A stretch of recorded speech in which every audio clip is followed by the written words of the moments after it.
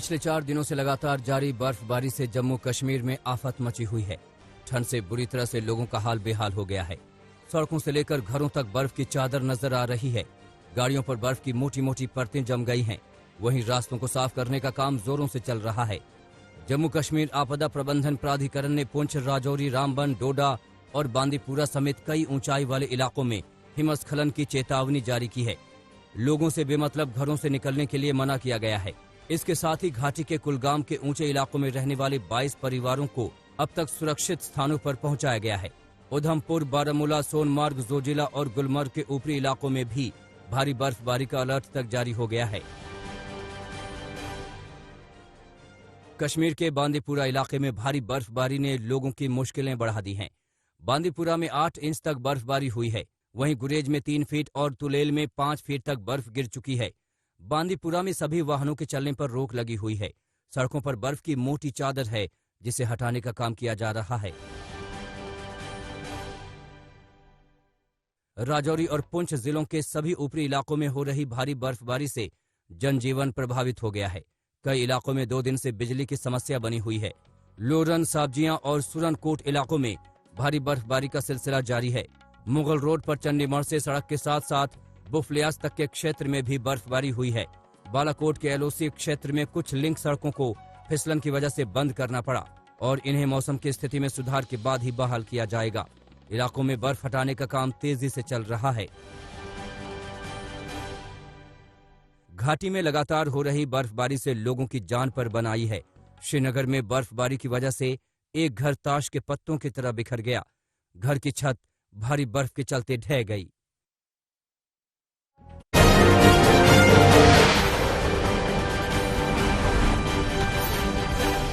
हिमाचल में आसमान से सफेद आफत बरस रही है। मनाली समेत तमाम ऊपरी इलाकों में बर्फबारी रुक रुक कर जारी है। पर्यटन स्थल सोलंग नाला, कोठी, गुलाबा के साथ साथ अन्य ऊंचाई वाले इलाकों में बर्फबारी हो रही है। कई जगहों पर पर्यटकों के फंसने की खबरें लगातार आ रही हैं। प्रशासन ने सड़क से बर्फ हटाने का काम शुरू कर दिया है। बारिश और बर्फबारी के चलते स्थानीय जनजीवन प्रभावित हो गया है। ऊपरी इलाकों में हुई बर्फबारी के चलते कई संपर्क मार्ग बंद हो गए हैं। मनाली के कई गांवों में विद्युत आपूर्ति बाधित हो गई है। बर्फबारी से समूची घाटी में ठिठुरन बढ़ गई है। मनाली में तापमान 0 से 5 डिग्री नीचे चला गया है, जबकि ऊपरी इलाकों का हाल तो और भी बुरा है। सोलंग नाला में बीते दिन से 45 सेंटीमीटर बर्फबारी हुई है, जबकि कोठी में 36 सेंटीमीटर, पलचान में 10 और मनाली शहर में 3 सेंटीमीटर बर्फबारी रिकॉर्ड की गई है। गौरतलब है कि मौसम विभाग ने भी अगले 24 घंटों तक और बर्फबारी व बारिश की संभावना जताई है, जिससे स्थानीय लोगों की दिक्कतें और ज्यादा बढ़ सकती हैं। हिमाचल प्रदेश के लाहौल स्पीति में बर्फबारी की वजह से लाहौल घाटी में जनजीवन थम सा गया है। स्पीति में 2 दिनों से लगातार बर्फबारी के चलते घाटी का देश के अन्य हिस्सों से सड़क संपर्क कट गया है। घाटी में बिजली, पेयजल आपूर्ति सेवा बुरी तरह प्रभावित हुई है। अधिकांश क्षेत्रों में बिजली की समस्या खड़ी हो गई है। न्यूनतम तापमान 0 से 13 डिग्री तक नीचे पहुंच गया है। अटल टनल के पास सिस्सू और धुंधी में करीब 2.5 फुट ताजा हिमपात हुआ है। इस साल इन इलाकों में अभी तक करीब 6 फुट तक बर्फबारी हो चुकी है। कोसकर में 2.5 फीट, सिस्सू में 2 फीट, केलांग में 1.5 फीट, दारचा में 2 फीट हिमपात हुआ है। बर्फबारी के बाद इन इलाकों में अब हिमखंड गिरने की आशंका बढ़ गई है। विभाग ने लाहौल, कुल्लू और किन्नौर के कुछ क्षेत्रों में हिमखंड गिरने की चेतावनी जारी की है। उत्तराखंड में भी आसमान से गिर रही सफेद आफत ने मुश्किल बढ़ा रखी है। बद्रीनाथ में बर्फ की 2 फीट मोटी चादर बिछ चुकी है। बर्फबारी के चलते यहां सर्दी का सितम 7वें आसमान पर पहुंच गया है। मंदिर के अलावा आसपास की दुकान और घरों में भी बर्फ की मोटी चादर नजर आ रही है। यमुनोत्री धाम पूरी तरह से बर्फ से ढक गया है। बर्फ इतनी कि आदमी पूरा बर्फ में धंसा जा रहा है। लगातार बर्फबारी जारी है और तापमान माइनस में है। मौसम विभाग ने राज्य के चमोली, टिहरी और पौड़ी गढ़वाल में भारी बर्फबारी की संभावना जताई है। इसे देखते हुए विभाग ने पहाड़ी जिलों के लिए येलो अलर्ट जारी किया है। उत्तराखंड के औली में लगातार बर्फबारी का दौर जारी है। औली में कहीं 1 फीट की बर्फ ने तो कहीं आधा फीट की बर्फ ने हर तरफ बर्फ की सफेद चादर बिछा दी है। औली में घर, मकान, दुकान, पेड़ पौधे और जमीन हर तरफ सिर्फ बर्फ ही बर्फ नजर आ रही है। कड़कड़ाती सर्दी लोगों का जीना मुहाल कर रही है। वहीं औली में जमकर बर्फबारी के बाद पर्यटकों का पहुंचना शुरू हो रहा है। उत्तराखंड के टिहरी जिले में मौसम का मिजाज बदल रहा है। ऊपरी इलाकों में जमकर बर्फबारी हो रही है। घनसाली के भारत तिब्बत सीमा से सटे गांव गंगी में सबसे अधिक बर्फबारी हुई। सीमांत गांव के घर, मकान, खेत खलियान, हर जगह बर्फ की सफेद चादर नजर आ रही है। पहाड़ी हिस्से में हुई बर्फबारी के चलते निचले हिस्से में कड़ाके की ठंड हो रही है।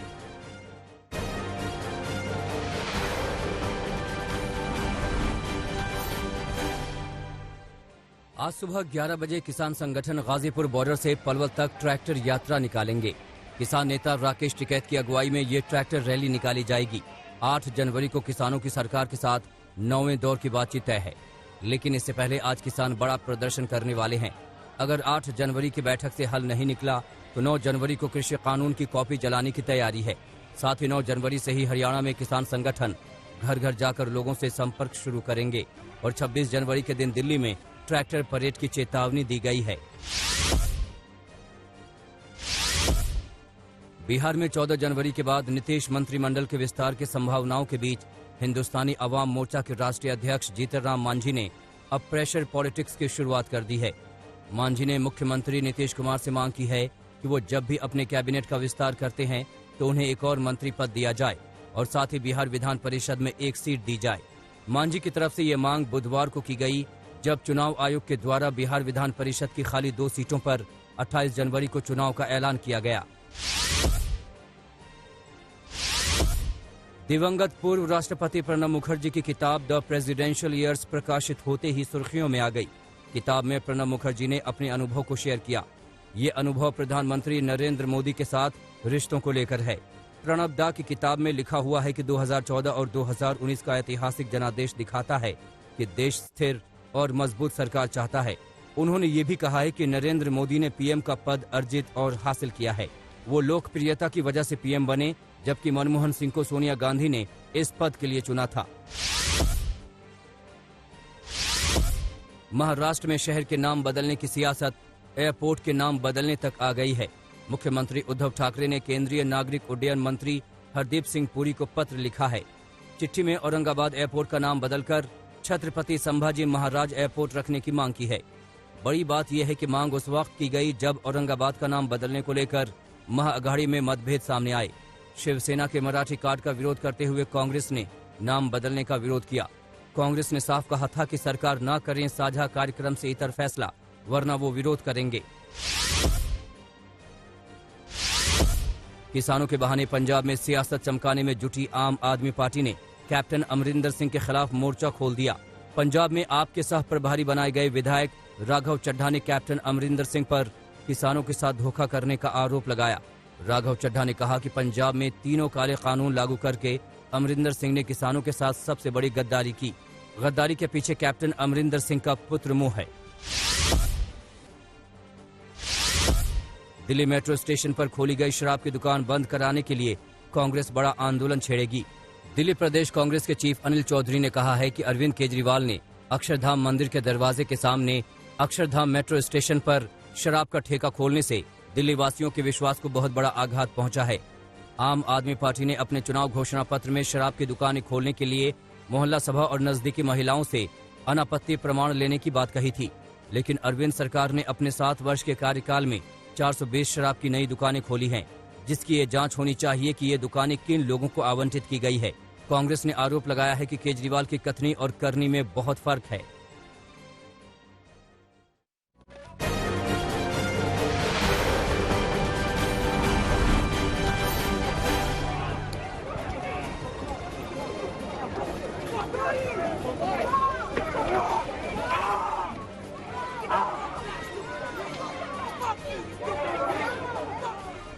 राष्ट्रपति चुनाव में ट्रंप की हार के बाद कई दिनों से सुलग रहा उनका गुस्सा आखिरकार कल भड़क गया। इसके बाद अमेरिका ने ऐसा बवाल देखा जो बीते 200 साल में नहीं देखा। ट्रंप के हजारों समर्थक संसद में घुस गए और जमकर हंगामा किया। संसद भवन की इमारत के अंदर ऐसा बवाल कभी नहीं हुआ। अमेरिका की संसद चारों तरफ लोगों के हुजूम से घिर गई। हाथ में झंडे लहराते ट्रंप के समर्थक संसद में घुसकर बवाल काटने लगे।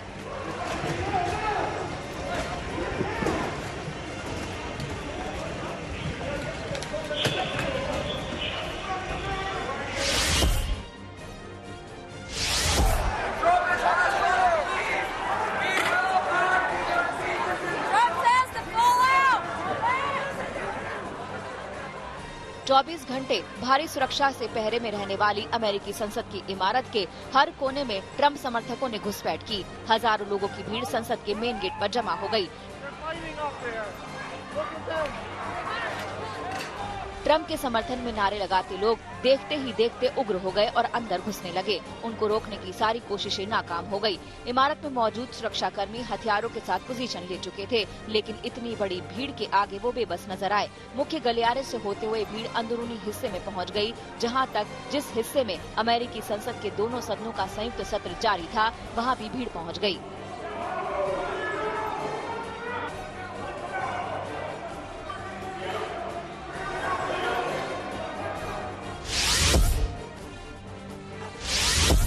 संसदीय कार्रवाई के बीच आम लोगों को सदन में घुसते देख अमेरिकी सांसद भौचक्का रह गए, लेकिन ट्रम्प समर्थकों ने आराम से हर जगह पर कब्जा कर लिया। हालात बेकाबू होते जा रहे थे। इसी बीच अमेरिका के नेशनल गार्ड संसद की इमारत में दाखिल हो गए और भीड़ को खदेड़ने के लिए ऑपरेशन शुरू हुआ। आंसू गैस के गोले छोड़े गए।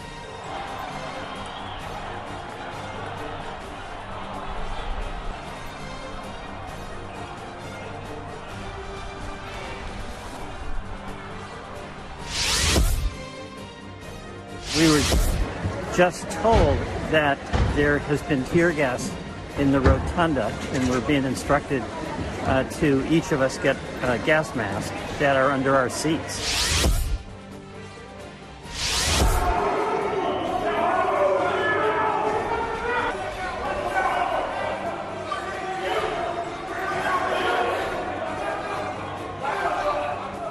नेशनल गार्ड्स ने मोर्चा संभाला तो ट्रम्प समर्थक उनसे भी भिड़ गए। संसद की पूरी इमारत में जगह जगह झड़प शुरू हो गई। पुलिस को गोली भी चलानी पड़ी। गोलीबारी में कम से कम एक शख्स के मारे जाने की खबर है।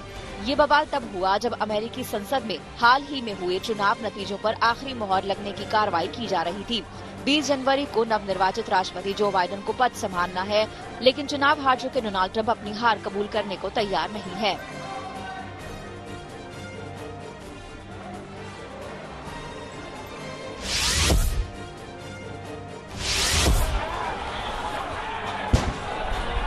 Take that house! Take it down!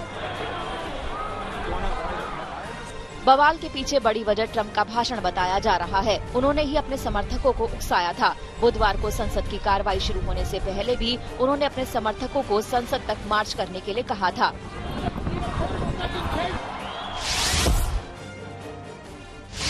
We have come to demand that Congress do the right thing and only count the electors who have been lawfully slated. I know that everyone here will soon be marching over to the Capitol building to peacefully and patriotically make your voices heard.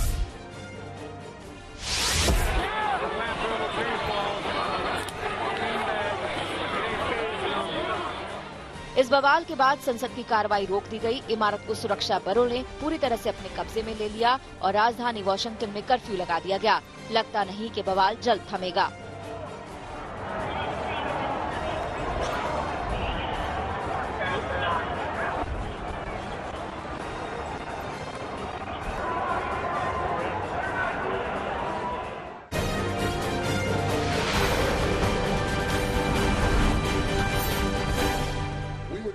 Democratic party के उम्मीदवार Rafale वार्नॉक ने Georgia में senator पद का चुनाव जीता। जीत के साथ सीनेट में डेमोक्रेटिक पार्टी के 49 सदस्य हो गए हैं। जॉर्जिया की दूसरी सीनेट जीत का चुनावी नतीजा आना बाकी है। विकीलीक्स के संस्थापक जूलियन असांजे को लंदन की अदालत ने बेल देने से इनकार कर दिया।